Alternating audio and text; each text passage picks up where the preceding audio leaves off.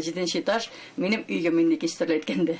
6 айлык Гөлназ Камаловага РКБда бауыр күчереп утырталар. Бу көнне ул икенче туган көне дип атый. Әле дә табиблар сәламәтлеген күзәтеп тора. Организмы яңа органга ияләнә. 5 бала әнисенең гомерен шушы операция саклап кала. Ленар Илдарович дигәнчен и Миннуллин Марсель Мансурович. Алар икесе бергә миңа операция ясадылар. Бик озак ясалган операция инде ул. Аларга мин бу дөньяда менә пока яшим. Гөлназ Камаловага операцияны булачак министр ясаган килеп чыга. Һәммәсенә дә рәхмәт. Кем миңа ярдәм итте бу дөньяда яшәргә. Алдырырга, шу дөньяда балаларым хакынадыр инде дип әйтәм. Монда ишраклар республикада шактый. Менә 2021 ел РКБ табиблары Акчәчәкләр конкурсының үзенчәлекле ишрак номинациясендә җиңүче дип табыла.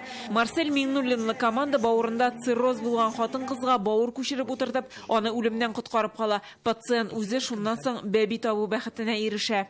Команда эше. Бер кеше генә бер нәрсә дә эшләмәде бу трансплантация буенча. Шулар мин бик горурланам. Үземнең коллектив белән. Марсель Миннуллинга 48 яшь, Татарстанның атказанган табибы, медицина фәннәре кандидаты, табиблар нәселеннән. Казан медицина институтын тәмамлаган. Хезмәт юлын шәһәрнең 5-нче хастаханәсендә башлый. 2000 елдан РКБда хезмәт куя. Соңгы 13 елда монда баш табибның беренче урынбасары булып эшли. Менә шушы бүлмәдә ул әле берничә көнлек кенә операцияләр ясый. Бөтен общехирургический неотложный операцияларны үзе эшләп, bütün пациентларны реанимационное отделениедә һәр көнне үзе карап, бөтенесен тырышкан һәр кешене терләтергә.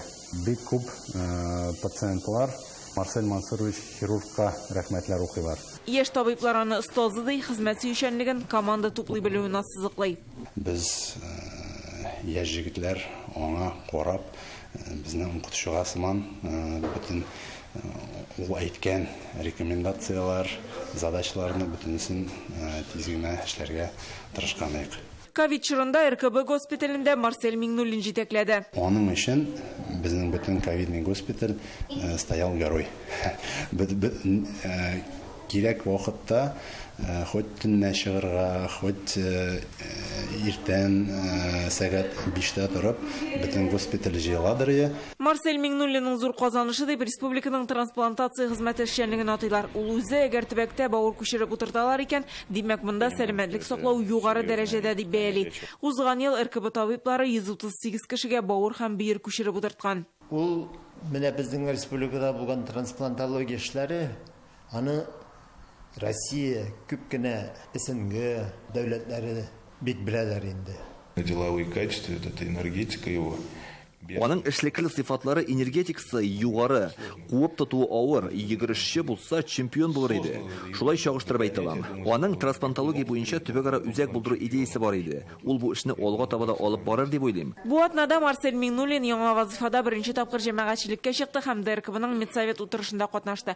Узган ел монда табиблар беренче тапкыр баланың сөяк җилеген күчереп утырткан. Киләчәктә РКБ бу юнәлеш буенча төбәк-ара үзәккә әверелергә мөмкин. Бу яңа министр тәкъдиме.